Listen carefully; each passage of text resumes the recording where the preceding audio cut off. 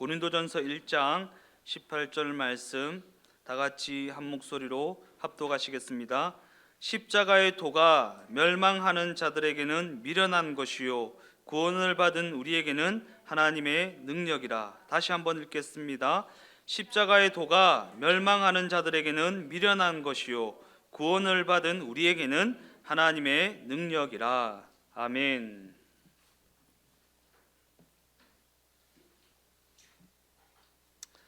오늘 전에 읽으신 본문의 말씀을 가지고 부활절을 맞이해서 속죄와 대속을 통해 부활의 생명을 얻은 자, 속죄와 대속을 통해 부활의 생명을 얻은 자, 이러한 제목을 가지고 함께 은혜를 나눠보고자 합니다.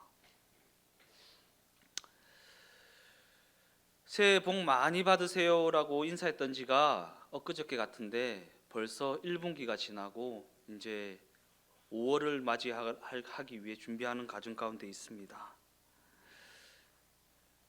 엊그저께 하준이랑 하윤이한테 새해 복 많이 받으세요 목사님 하고 인사를 받은 것 같은데 벌써 이렇게 시간이 빨리 지나간 것 같습니다. 뒤돌아보면 여러 가지 사건과 사고와 일들이 있었지만 시간은 그럼에도 불구하고 손살같이 지나간 것 같습니다. 우리는 그 누구도 예외 없이 복을 받아 누리며 살기를 원하십니다. 혹시 여기 복 싫어하시는 분 계신가요? 복은 누구나 원하고 있고 누구나 누리기를 원하는 것입니다. 복에 대한 기준은 제각각 다 다르겠지만 여하튼 우리 모두는 복 받기를 원하고 있다는 사실이고 그 복을 누리며 살기를 원하고 있다라는 사실입니다.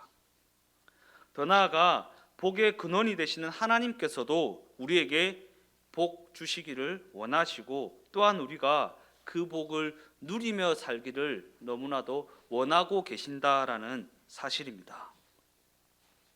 그런 관점에서 성경은 복에 대한 두 가지 단어를 제시하고 있는데 첫 번째 단어는 바루크이고 두 번째 단어는 아슈레입니다. 오늘은 이 두 단어만 기억하면 말씀을 이해하기가 아주 수월할 것입니다. 한번 따라해 보겠습니다. 바루크, 아슈레, 아슈레, 바루크. 먼저 바루크라는 단어는 아무런 조건 없이 무조건적으로 주어지는 하나님의 복, 곧 구원의 복을 의미하는 단어입니다.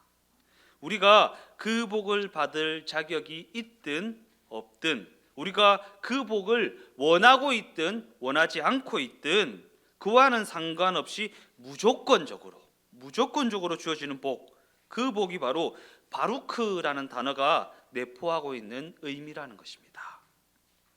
그래서 이 단어를 또 다른 말로 표현하면 우리가 너무나도 좋아하는 은혜라는 단어입니다.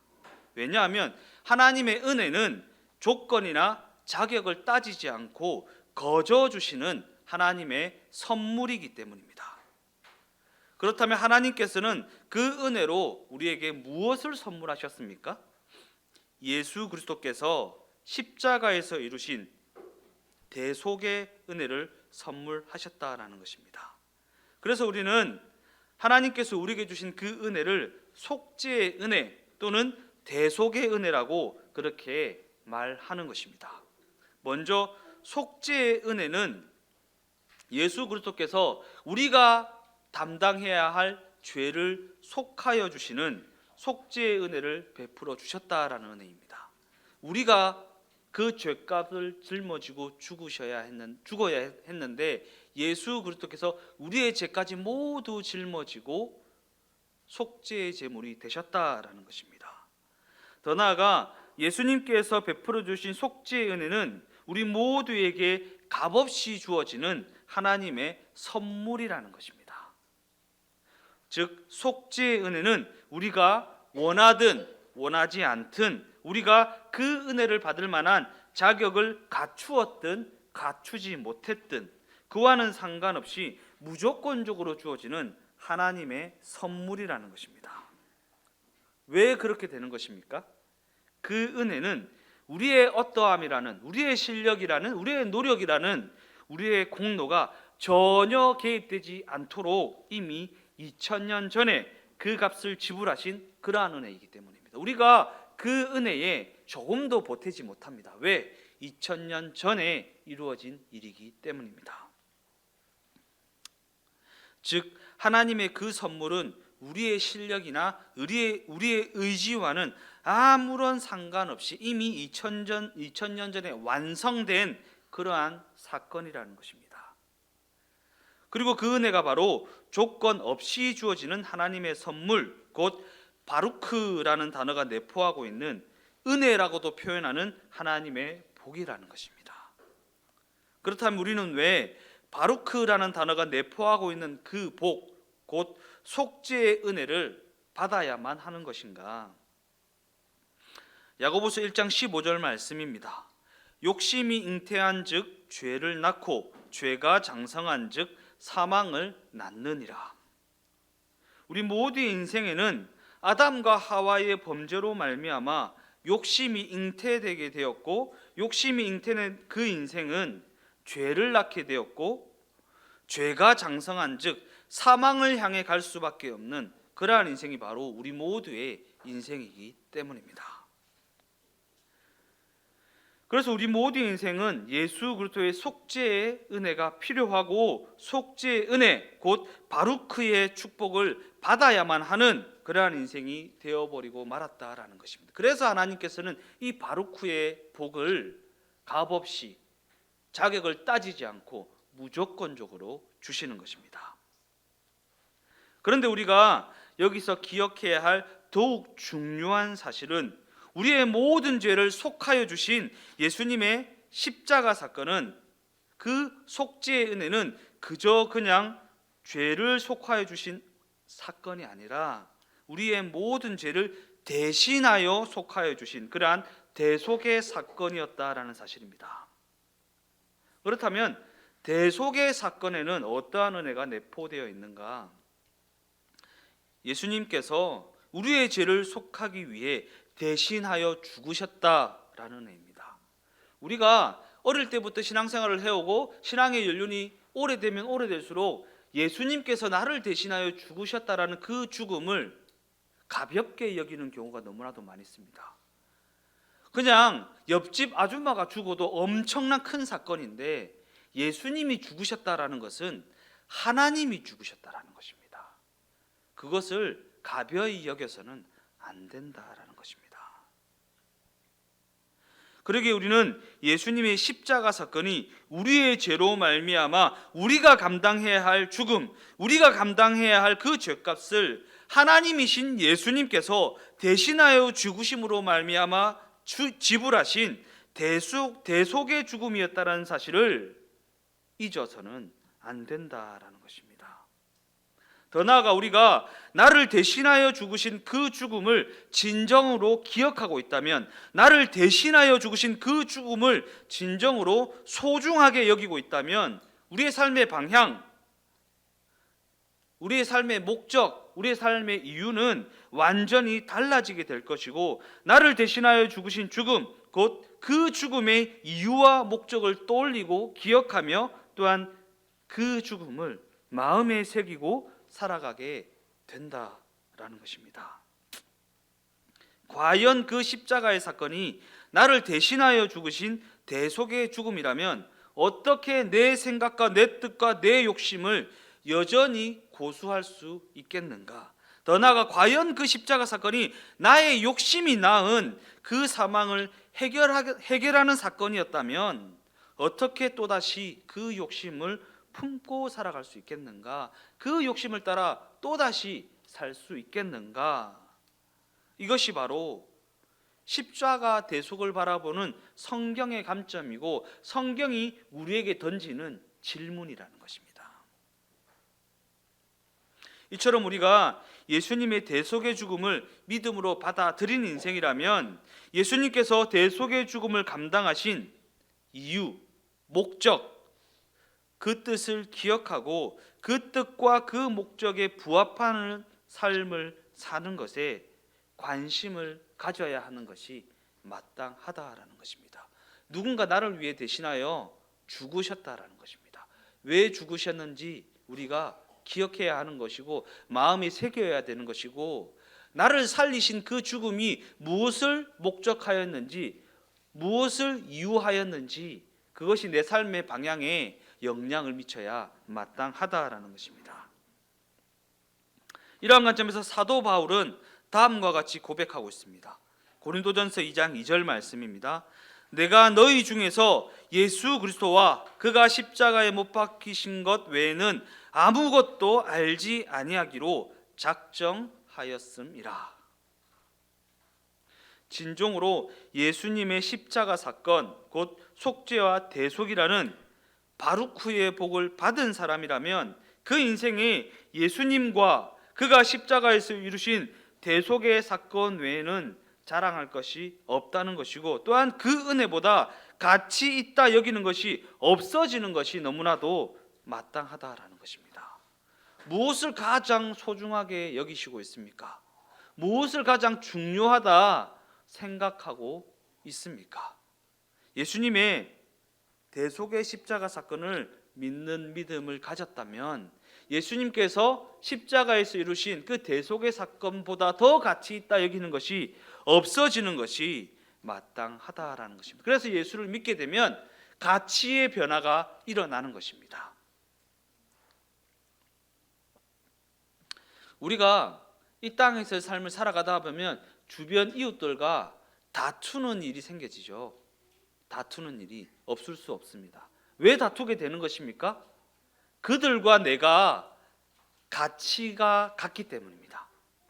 그들이 가치 있다 여기는 것과 내가 가치 있다 여기는 것이 같기 때문입니다. 그러니까 똑같은 것을 가지고 싸우는 것입니다. 네 자존심이 중요하냐, 내 자존심이 중요하냐.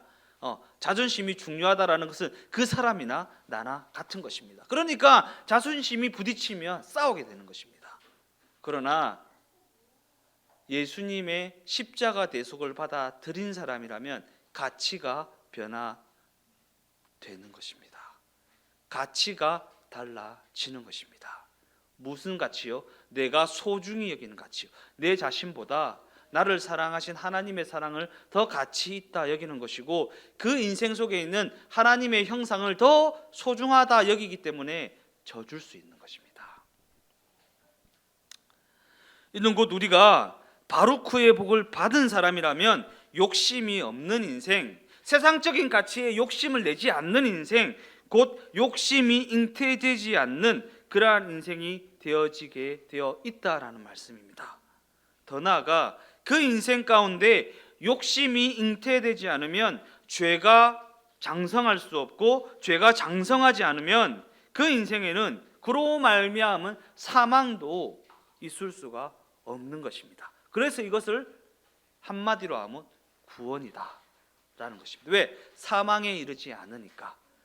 욕심이 잉태된 즉 죄를 낳고, 죄가 장성한 즉 사망에 이르게 되는데, 욕심이 잉태되지 않으면 죄를 낳을 수 없고, 죄가 나아지지 않으면 장성할 수도 없고, 죄가 장성하지 않으면 그 인생에 사망도 있을 수가 없다라는 성경의 증언인 것입니다. 그러기에 사망에 이르지 않는 그 인생이 바로 부활의 생명을 얻은 인생이라는 것입니다. 이처럼 부활의 생명을 얻은 인생에는 예수님의 십자가 대속이 가장 가치 있는 것이기에, 그가 십자가 대속을 감당하신 그 이유와 그 목적을 이루어 드리는 것이 그 삶의 존재 목적이 되고, 그것이 그 삶의 존재 이유가 되어진다라는 것입니다. 다음으로 히브리 성경이 제시하는 하나님의 복을 의미하는 단어는 바루크라는 단어와 함께 아슈레라는 단어를 써서 표현한다고 했습니다. 아슈레라는 단어는 조건적으로 주어지는 하나님의 복을 의미합니다. 바루크가 무조건적으로 주어지는 하나님의 복이라면, 아슈레는 조건적으로 주어지는 하나님의 복. 그러한 관점에서 아슈레라는 단어를 또 다른 말로 표현하면 행복입니다. 행복. 우리가 귀에 못이 박히도록 들어왔던 말씀, 요한 3서 1장 2절 말씀 다 같이 한번 읽어보겠습니다. 사랑하는 자여, 내 영혼이 잘됨 같이 네가 범사에 잘되고 강건하기를 내가 간구하노라. 특별히 순복음교회를 다닌 사람이라면 이 말씀은 귀에 못이 박히도록 들어왔을 것입니다. 이 말씀이 뜻하는 바가 무엇입니까? 이는 바루크의 복을 받아서 그 영혼이 잘된 인생은 상황과 환경과 여건이라는 그 범사가 어떠하든지와는 상관없이 행복을 누리는 삶이 되어질 수 있다라는 말씀입니다. 우리는 이 말씀을 그냥 네가 하나님을 믿으면 그 범사가 잘 될 거야 라고 그냥 단순화시켜서 구호처럼 외쳐왔지만, 그래서 우리가 이 말씀을 귀에 못이 박히도록 들어왔지만, 이 말씀이 의미하는 진정한 의미에서의 그 뜻은 바루크의 복을 받아서 하나님과의 관계가 회복된 사람은 그 어떤 상황과 환경과 여건에서도 행복을 누릴 수 있다라는 그 말씀입니다. 즉 이는 그 무엇보다 먼저 바루크를 통해 그 영혼이 잘 되는 조건을 갖춘 그 인생에는 하나님의 섭리하심을 따라 현실의 삶에 다가오는 그 모든 아슈레가 그 삶에 행복을 가져다 준다라는 말씀입니다. 그러기에 우리의 삶에 다가오는 모든 아슈레의 복은 바루크 곧 예수님의 속죄와 대속의 은혜를 통해서만 진정으로 누릴 수 있다라는 사실입니다. 즉 우리 삶에 범사가 잘되고 강건하게 되는 아슈레는 그 영혼이 잘되는 바루크를 통해 하나님과의 관계가 회복된 사람만이 누릴 수 있는 그러한 복이라는 것입니다. 그런데 우리는 때때로 이 아슈레의 복을 범사가 잘되고 강건하게 된다라는 이 말 때문에 세상적인 기준에서의 복으로 오해하는 경우가 너무나도 많이 있는 것 같습니다. 그래서 때때로 우리는 세상적인 기준에서의 복이라고 여겨지는 그러한 아슈레만을 추구하고 그러한 아슈레만을 구하며 살아왔던 경우가 얼마나 많이 있습니까? 그죠? 내가 교회 나가줬으니까 이런 거 줘야지 라고, 지난주에 제가 설교했던 것처럼 내가 헌금했으니까, 내가 기도했으니까, 내가 자판기에 동전을 넣었으니까 케인 음료수가 나와야지 라는 그러한 생각으로 신앙생활을 하는 경우가 너무나도 많이 있다라는 것입니다. 그렇지 않습니다. 왜냐하면 이 아슈레라고 하는 복은 good thing and bad thing이기 때문입니다. 좋은 것이기도 하고 나쁜 것이기도 하다라는 것입니다.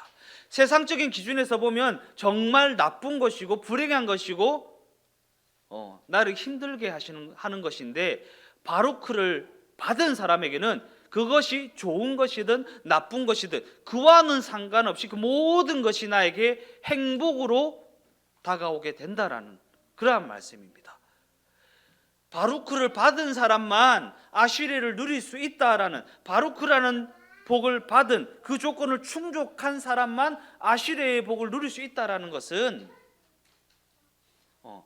하나님과의 관계가 잘된 사람에게는, 하나님의 인도하심 가운데 살아가는 사람에게는, 하나님과 동행하는 삶을 살아가는 사람에게는 삶에 다가오는 모든 아슈레, 모든 상황과 모든 환경과 모든 여건이 나에게 행복을 가져다 주는 것이 되어질 수 있다라는 것입니다. 그래서 그러잖아요. 제가 자주 얘기하는 거. 내가 예수 믿었는데 왜 암에 걸려? 내가 예수 믿었는데 나한테 왜 이런 일이 생겨? 하나님이 말씀하시길 너는 왜 안 돼? 내가 그것을 통해 너를 행복하게 만들 것인데 너는 왜 안 돼? 라고 그렇게 반문하시는 것입니다. 그러한 관점에서 우리가 기억해야 할 너무나도 중요한 사실은, 바루크의 복을 받은 사람에게는 그 현실 가운데 다가오는 모든 아슈레가 그 삶의 진정한 복이 되어지고 그 삶의 진정한 행복을 가져준다라는 사실을 우리는 잊어서는 안 된다라는 것입니다. 그러게 혹시 우리가 바루크의 복은 누리지 못하면서, 예수님과의 동행하는 복은 누리고 있지 못하면서 세상적인 기준에서 잘못 이해한 아슈레의 복을 누리고 있는 것 같다면, 이는 그 인생에 복이 임한 것이 아니라 끔찍한 저주가 임하여 있는 상황이라는 것을 우리가 잊어서는 안 된다라는 것입니다. 이 세상이 왜 이렇게 어지럽고 왜 이렇게 혼란스러운 것입니까? 그들의 삶에 바루크를 통한 하나님과의 관계 회복은 전혀 이루어지지 않았는데, 현세의 복이라고 오해한 아슈레만을 추구하고 있다는 사실 때문입니다. 더 나아가 성경은 그러한 그들의 인생이 이미 끔찍한 저주를 받은 인생이라고 그렇게 증언하고 있다라는 사실입니다. 이러한 관점을 가지고 로마서 1장 24절에서 27절까지의 말씀을 다 같이 한번 읽어보겠습니다. 그러므로 하나님께서 그들을 마음의 정욕대로 더러움에 내버려 두사 그들의 몸을 서로 욕되게 하게 하셨으니, 이는 그들이 하나님의 진리를 거짓 것으로 바꾸어 피조물을 조물주보다 더 경배하고 섬김이라. 주는 곧 영원히 찬송할 이시로다. 아멘. 이 때문에 하나님께서 그들을 부끄러운 욕심에 내버려 두셨으니 곧 그들의 여자들도 순리대로 쓸 것을 바꾸어 영리로 쓰며, 그와 같이 남자들도 순리대로 여자 쓰기를 버리고 서로 향하여 음욕이 부릴 듯 하매, 남자가 남자와 더불어 부끄러운 일을 행하며 그들의 그릇됨에 상당한 보응을 그들 자신이 받았느니라. 하나님께서는 하나님의 진리를 거짓 것으로 바꾸고 창조주보다 피조물을 더 경배하고 마음의 정욕대로만, 마음의 욕심대로만 살아가는 그들의 부끄러운 욕심을 그 부끄러움에 내버려 두셨다라고 말씀하고 있습니다. 이는 그들이 하나님과의 관계 회복이라는 바루크는 원하지 않고 현세의 복으로 오해한 아슈레만을 추구하고 아슈레만을 구하는 그들의 부끄러운 욕심에서 기인한 상황이라는 것입니다.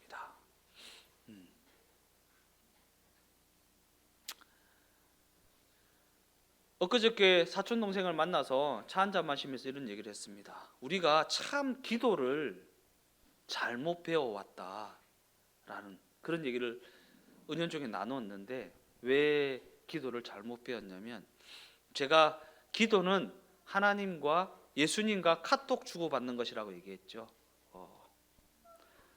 우리 하연이가 나중에 커가지고 아빠한테 전화해서 아빠 신발 사야 되니까 10만 원만 줘 하고 전화를 뚝 끊는다고 생각해 보십시오. 얼마나 제 마음이 무너져 내리겠습니까? 근데 그 짓을 우리가 지금까지 예수님에게 해왔다라는 것입니다. 예수님, 이 문제 해결해 주세요. 이 문제 좀 해결해 주세요. 이것밖에 안 했죠. 막 알랄랄랄랄랄랄라 무슨 뜻이에요? 해결해 주세요. 해결해 주세요. 해결해 주세요. 해결해 주세요. 가부가 불의한 재판장한테 구하듯이 돈 주세요. 돈 주세요. 돈 주세요. 해결해 주세요. 해결해 주세요. 이것밖에 안 해왔죠. 우리가 예수님한테 카톡 보내서 예수님 이걸 해결해야 되니까 빨리 돈 1,000만 원 주세요 하고 끝. 아니요. 카톡은 언제 보내요? 궁금할 때 보내잖아요. 예수님 뭐해요? 아빠 뭐해? 아빠 나랑 영화 한 편 볼까? 이러면 얼마나 마음이 좋겠어요? 우리가 기도를 참 잘못 배워왔다라는 것입니다. 현세의 복으로 오해한 아슈레만을 추구하고 아슈레만을 구하고 그것이 목적이 된 신앙생활을 지금까지 우리가 해왔다라는 것입니다. 왜 그럴 수 있습니까? 예수님의 십자가 죽음이 하찮게 여겨졌기 때문입니다. 당연시 여겨졌기 때문입니다. 예수님 죽을 수 있지라고. 근데 그 죽음이 당연한 죽음이 아니다라는 것입니다. 그래서 성경은 그러한 그들의 인생이 욕심이 잉태되어 죄를 낳고 죄가 장성하여 사망에 이르게 되는 저주를 이미 받은 인생이라고 증언하고 있다라는 것입니다.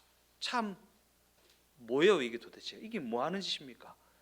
교회 다니는데 교회 다니는데 그 저주를 받은 상태에서 교회를 다닌다라는 게 참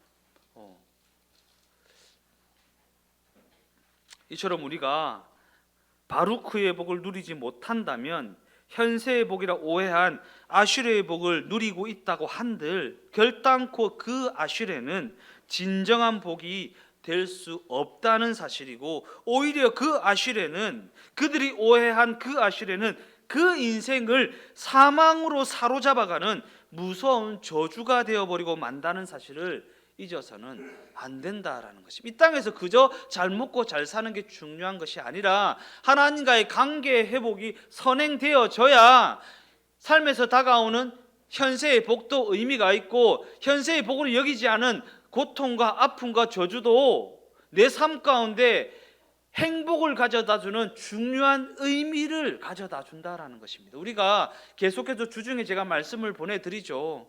삶의 현실 가운데 다가오는 모든 일, 그 모든 일에 포함된 하나님의 뜻과 하나님의 계획하심과 하나님의 섭리하심이 무엇인지 그것을 이해하지 않으면 이 땅에서 기독교 신앙을 가지고 있다고 한들 그게 해석되어지지 않는, 그죠? 해석되어지 그냥 현실의 삶 가운데 불평과 불만만을 내뱉게 되는 이스라엘 백성들이 출애굽해서 구원을 받아 광야 가운데 나왔는데 그 광야의 삶 가운데 이게 어떠한 의미인지를 이해하지 못하니까 자꾸 물이 없다고 불평하고 떡이 없다고 불평하고 신발이 닳았다고 불평하는 그 불평하는 삶을 기독교 신앙을 가졌다고 하면서 계속해서 되풀이하는 40년 동안이나 되풀이하는 그러한 삶을 살아갈 수밖에 없다는 것을 우리가 기억해야 하는 것입니다. 예수 믿었는데 왜? 내가 이렇게 헌신하고 이렇게 신앙생활을 바르게 했는데 왜 나한테 이런 일이 있는 거야? 그 일이 하나님의 축복이고 그 일이 나에게 엄청난 행복을 가져다 준다는 것을 알지 못한 채 불평과 불만만을 내뱉는 그러한 어리석은 신앙생활만을 하게 된다라는 것입니다. 그래서 오늘 본문 고린도전서 1장 18절은 이렇게 선언합니다. 다 같이 읽어보겠습니다. 십자가의 도가 멸망하는 자들에게는 미련한 것이요 구원을 받은 우리에게는 하나님의 능력이라.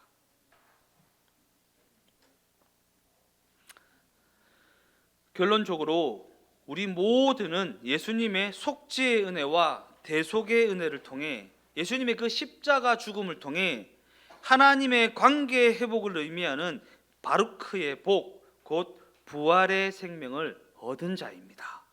더 나아가 아슈레의 복은 하나님과의 관계 회복을 의미하는 바루크의 복, 곧 부활의 생명을 얻은 자들에게만 진정한 의미에서의 복이 될 수 있다라는 사실입니다. 우리가 예수님과의 동행에 집중하고 그것을 끝까지 붙들어야 하는 이유가 바로 여기에 있는 것입니다. 예수님과의 동행이 되어지지 않으면 삶의 현실 가운데 문제가 생기거나 어려운 일이 생기면 불평부터 내뱉습니다. 왜 나한테 이런 일이 있지? 그러나 예수님과의 동행이 되어지는 사람은 그 힘들고 어렵고 나를 괴롭게 하는 그 사건이 나를 성숙시키고 성장시키고 내가 더욱더 예수님의 마음을 깨달아 알아 예수님과 더욱더 깊은 단계까지 동행할 수 있는 자리로 초청한다라는 사실을 이해하게 됩니다.